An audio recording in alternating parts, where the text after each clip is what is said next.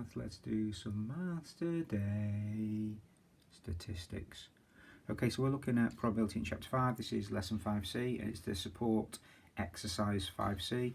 And today we're looking at mutually exclusive independent events. Okay, I'm going to go through, explain what mutually exclusive and independent events are, and then I'm going to go through the exercise. A lot of the questions are very similar, so I'm going to do just the even numbers with you. Okay, so it's 10 questions. So I'm going to do 2, 4, 6, 8, 10. All right, so mutually, I always used to get mixed up with all of this because, you know, I'm a mathematician and I don't like words and I don't really understand words, and that sort of gets too complicated. So doing the A level, the AS, has sort of taught me to pay attention, and I've sort of learned what all of these means. Mutually exclusive, it looks like it's two different things the way it explains it. It says mutually exclusive and independent events, but actually they're the same thing. If they are mutually exclusive, it means that they are independent of each other. It gives you, it draws like a Venn diagram to describe them like that, and they're not overlapping. So the probability of this happening does not overlap with the probability of that happening. And these this is obviously in Venn terms a description of mutually exclusive events. They are independent events. So the probability of A or B, either one of those, is obviously the probability of A plus the probability of B, isn't it? You'd add them together. It was a 0.3 chance of getting that one, or a 0.4 chance of getting this one, then getting either of them all together is a 0.7 chance. Makes sense. Okay. Another thing about mutually exclusive events, if they are independent, which they are, okay, then this is the key thing with this chapter. The key thing with this exercise. So this is the bit that you need to know. You know that one thing happening followed by another thing happening. Okay. So the probability of A and the probability of B. I don't know why I wrote it like that. So A and B. So if this happens and also then this happens, you know that that is the probability of A times the probability of B. You times out, don't you, probabilities, like on a tree diagram. So I'll give you some, if you've not followed that, I'll give you some examples. Okay, and I've got some good examples that I've thought of. What about rolling a dice and getting a 4? The probability of getting a 4 on a dice is a 1 in 6 chance. The probability of getting a 5 on a dice is also a 1 in 6 chance.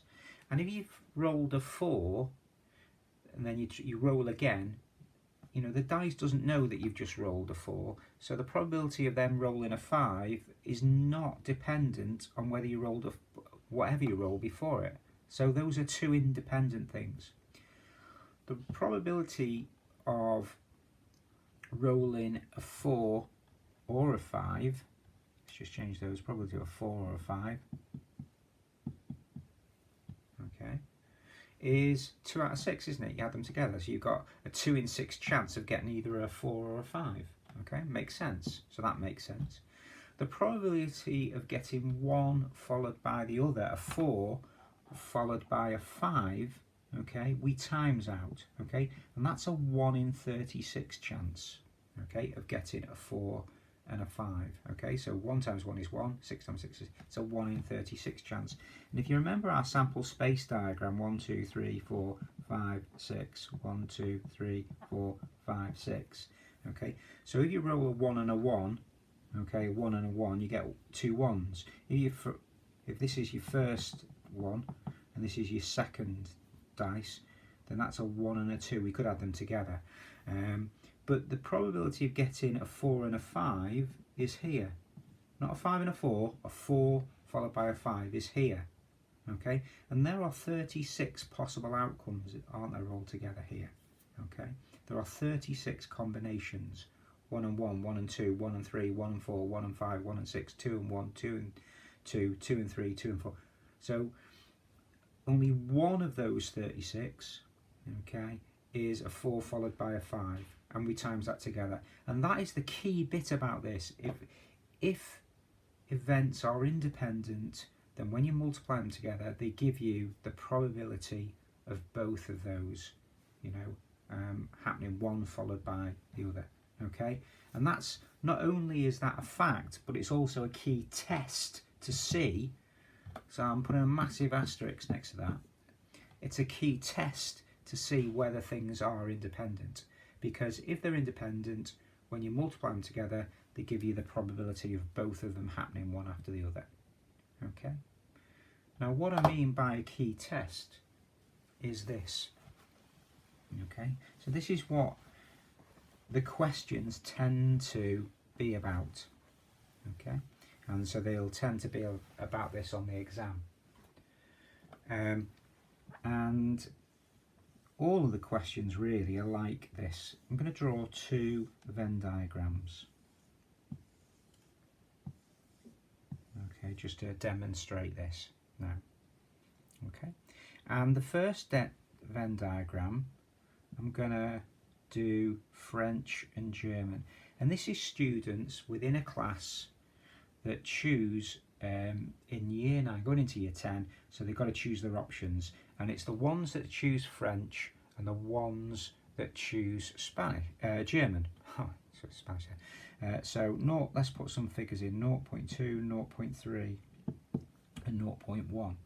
Okay, so this is that you can see here that 0.2, you've got a 0.2 chance that a student chosen at random chose to do French and not German. Okay, that's just this section.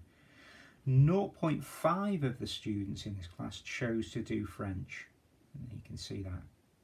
Okay, 3, 4, 5, 6. So 0.4 chose not to do either French or German. Okay, so you can see how that works. Yeah, we've got that.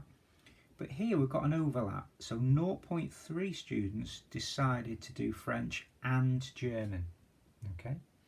If we do another, let's do French and maths. So say, you know, if we look at that on another class, 0.4, 0.24, 0.14 and 0.06. So here we go. We've got students who chose French, students who chose maths, and a small number here, a small probability that students chose both French and maths. Okay, and we could add these up, so that's 0.3, 0.44, 0.56, there we go. Okay, so 2 Venn diagrams.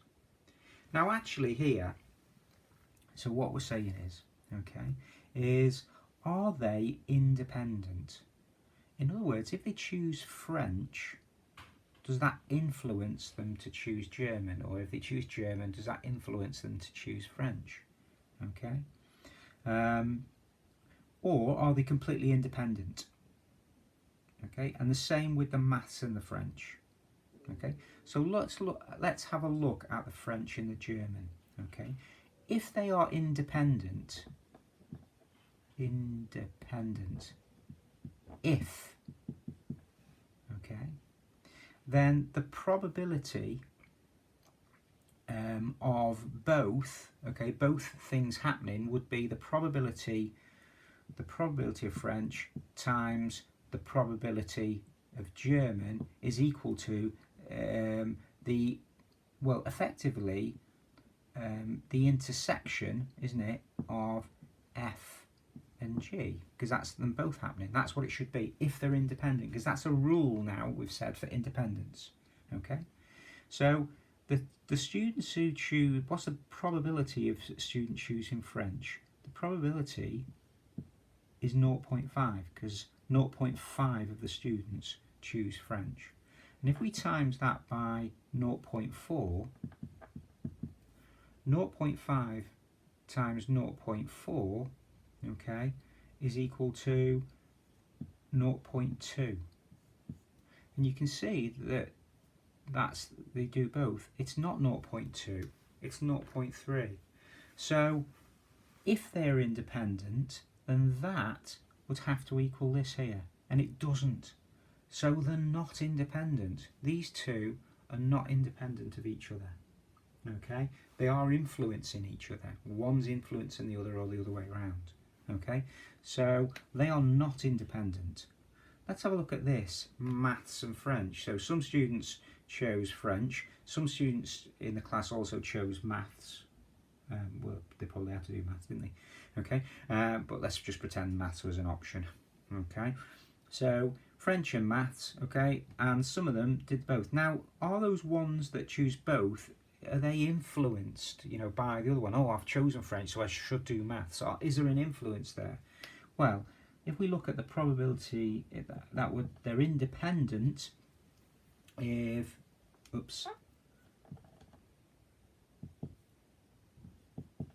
they're independent if the probability of French times the probability of maths is the overlap.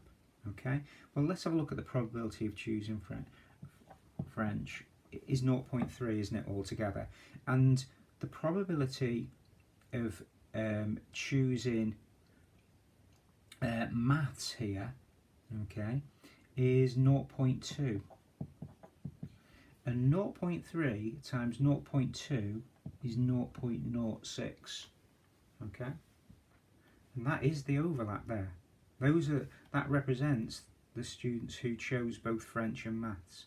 But because timesing them together gives us that, that means that is the key thing for determining that these are independent.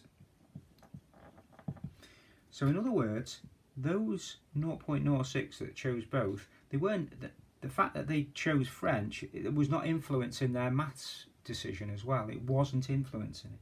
Okay, so they chose maths regardless.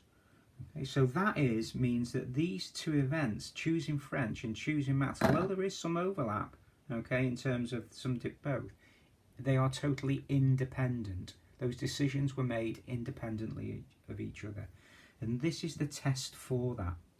Okay, and that's the key bit about, you know, this exercise and this chapter really, is that it's deciding whether two events or three events are independent of each other. And this is the rule: if they are independent, when you multiply them together, okay, you get the probability of them both happening. Okay, so let's see. Let's do some questions then. Okay, so what I've done is I've just written down and put them there. I'll put them there. Can you sort of see? Just checking that they're in frame and they are. I've just put down the even ones. Okay. Let's have a look at this first one then. So, so question 2: two fair dice are rolled. Show that the events, the sum of the scores of 4, and both the dice are the same number, are not mutually exclusive. Now, if I go back to my original one, there was two statements there, wasn't there? That was that if they are independent, then the probability of A plus the probability of B is equal to the probability of A or B. Okay, that was one of the things. So, for instance, if the probability of rolling a 4 is a 1 in 6, and the probability of rolling a 5 is a 1 in 6, so the probability of a 4 or a 5 is those two added together.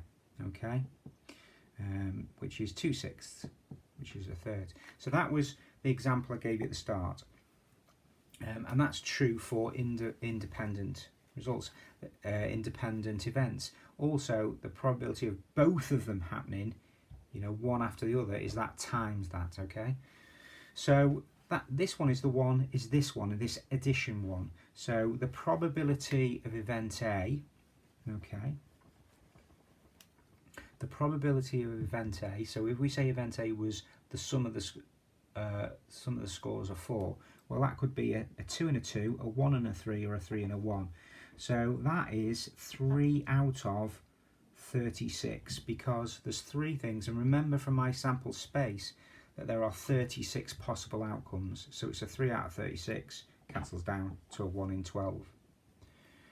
That both dice are the same, so this event is all the doubles are 1 1, 2 2, 3 3, 4 4, 5 5 and 6 6.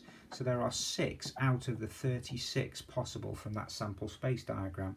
So that is also that's a 1 in 6 chance, isn't it, when it cancels down.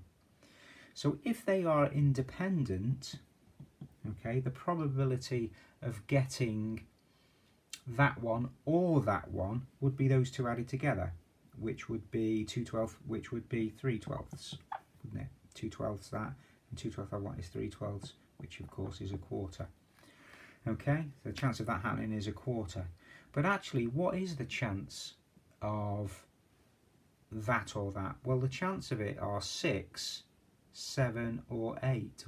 It's 8 out of 36, isn't it? Because we can't include that twice. So the chance of getting either a double or a score of 4, there's 8 of those combinations that are either a double or a 4, okay? And 8 over 36 is not the same as a quarter. So if they're independent, it would have to be a quarter, that or, you know, one or the other. That's what happened. That if they're independent, then it's one or the other, and it would be a quarter. But one or the other actually gives us 8 over 36, not a quarter. So they are not independent or not mutually exclusive is a posh way of phrasing that. Okay, that's that one. Question 4 says the probability of A is 0.15, so this is question 4. The probability of A and B happening, that's both of them happening one after the other, okay, is 0.045. Well, if they've happened one after the other, like our, 1/6 times 1/6 to get 1 over 36, if they are independent, then you can times them together. That's the rule. So the probability of A times the probability of B is equal to, because it tells you that they are independent, is equal to 0.045, and they give you the probability of A, which is 0.15. Okay, and so the probability of B, it must be what do you times that by to make that? Well, that divided by that, I can see, is 0.3, isn't it? So the probability of B is 0.3. 0.3 times 0.3 times 0.15 is 0.045. So the probability of B must be 0.3. Okay, that's question 4 because they're independent. Question 6. And what is question 6? So this is, so question 6, it gives you this Venn diagram with these sort of values here. It says A is the probability that they like pasta and B is the probability that they like pizza. So find X, or let's find X, that's all of them have to add together to give us 1, don't they, because the probabilities. So 0.4, 0.3 is 0.7, 0.75, so X is 0.25, isn't it? Okay, so we've got X. Determine if events are independent. Okay, so if they're independent, the probability that they like pasta and pizza, both of those happening, is the two probabilities multiplied together, isn't it? Okay, so the probability of liking pasta, the probability of A times the probability of B, has got to be equal to 0.25, the probability of both of those events happening. Okay, that's if independent. Okay, so the probability of A is all of that, which is 0.4 plus the 0.25, so that's 0.65. And the probability of B is 0.55. Okay, 0.3, and I can see that that times that is not going to give us that, is it? So, but let's just check. 0.65 times 0.55 is equal to that, 0.3. So we would put is not equal to 0.25, and that's our proof. Okay, so they are not independent. In other words, if you like pasta, you're probably going to like pizza, or if you like pizza, you're probably going to like pasta. There's probably some Italian in your blood there. Okay, I like Italian. I love pizza and I love pasta. Okay. All right, so that's number 6. So the events are not, they are not independent. Okay, they are dependent on each other. If you like one, you're more likely to like the other. Number 8, it says number 8 is an exam question. Okay, oh, it said number 6 was an exam question. It says number 8 was an exam question. W and X are 2 events. The probability of W is 0.5. The probability of W but not X is 0.25, and the probability of neither is 0.3. State with a reason whether W and X. Well, it's too complicated, that.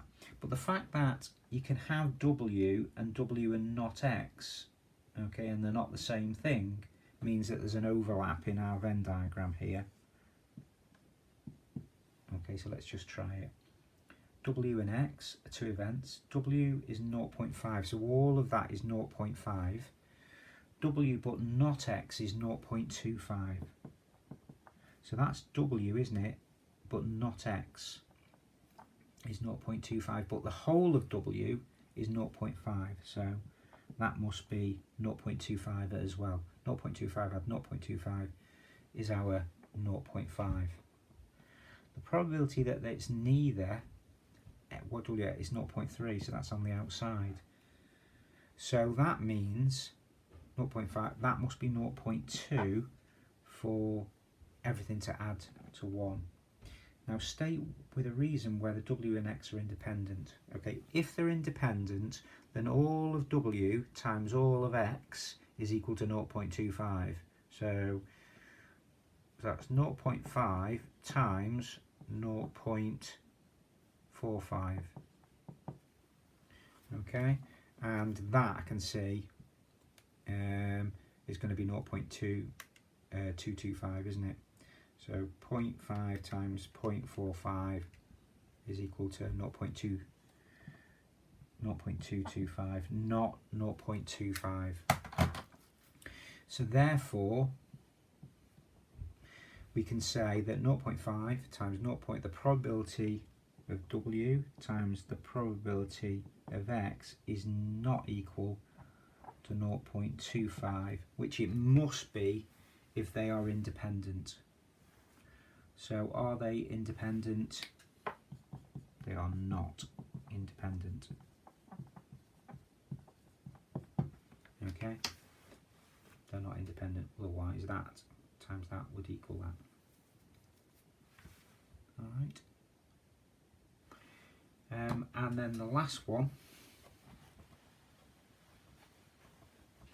number 10, that's on the other page, it gives you this diagram here, and it says given that A and B are independent, find the 2 possible values for P and Q. So 2 events, A and B, it gives you probabilities, but it gives you 2 missing bits of information. Now if they're independent, if they don't influence each other, the probability of one thing happening times the probability of another thing happening is equal to the probability, you know, that both things happen, which will be P here, the overlap. Okay, so therefore all of that, the probability of A times the probability of B, has got to be equal to P if they're independent, and it tells you that they are. Okay, so let's work that out then. So all of A is 0.42 plus P, isn't it? The bit in the middle, that's that, times all of B, which is 0.11 times P, and that has got to be equal to P. Okay. Oops. 0.11 plus p. Alright, yeah, that makes sense to me. So now we've got to times those two things together, haven't we? Well, I feel the quadratic coming on here.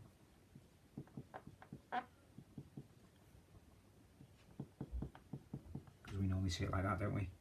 Okay, so 0.42, first times first, times 0.11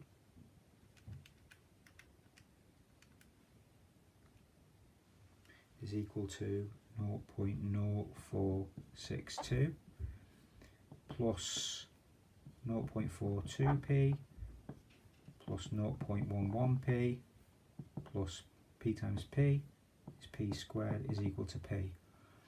So 0.0462 plus 0.53p, adding those two, plus p squared is equal to p. Take p off both sides and you've got 0.53 minus one lot of p will be minus 0.47p. So you've got p squared minus 0.47p plus 0.0462 is equal to 0. And you can see I've just written it the other way around. I put my p squared, a little bit of p, my number on the end is equal to 0, and we've got our quadratic.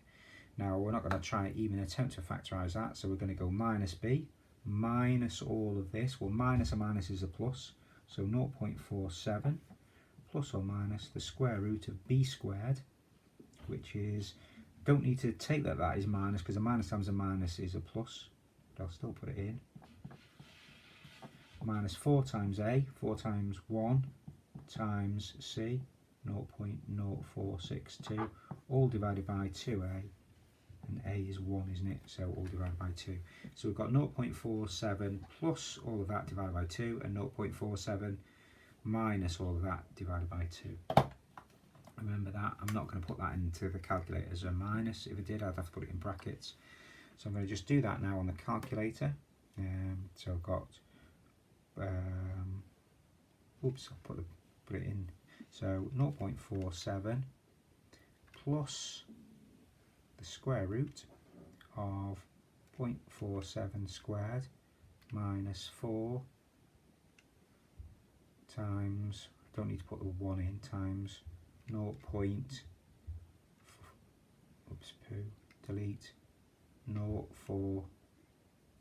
They're not the nicest of numbers, these are. They move out of there and stick it all over 2.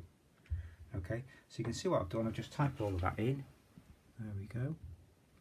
I'm going to press equals, and I'll probably do that twice. So 0.33. So p can be 0.33. But of course I did it with a plus, so I'm going to just, that's rattling around, I'm going to move that back up now and go along. Can I do that? No.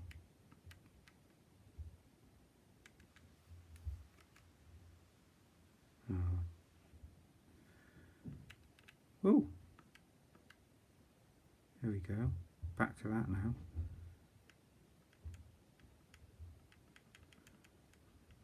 I'll work out how to do these calculators. So we go delete there, and if I stick minus in, does that work? I think that does, doesn't it? Yeah? Oh my word, yeah. I'm a genius. 0.14. Okay, so we've got our two values of p now that will work in there. And so with that one, if p is 0.33, I mean it works out nice, doesn't it? All of that and 2 decimal places, now, so you know it's right. So if that is 0.33, so we've got, hang on, 1 minus 0.42 minus 0.33 minus 0.11 is equal to, 0.14. So Q would be 0.14 if that was 0.13, so which means that the other way around there, that would be. So P and Q can be either 0.33 and 0.14 or 0.14 and 0.33 in that, if those two events A and B are independent. Okay, that's a good question, I like that one. Okay, over and out.